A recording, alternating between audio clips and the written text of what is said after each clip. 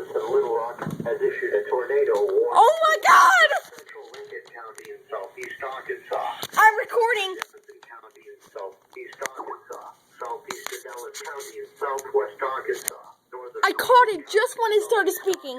Northerly 15 p.m. At 7:22 p.m. National Weather Service Doppler radar indicated a severe thunderstorm capable of producing a tornado. This severe storm was located 2 miles northwest of Fordyce. Doppler radar showed this severe storm moving northeast at 55 miles per hour. In addition to the tornado, this storm is capable of producing large damaging hail up to golf ball size.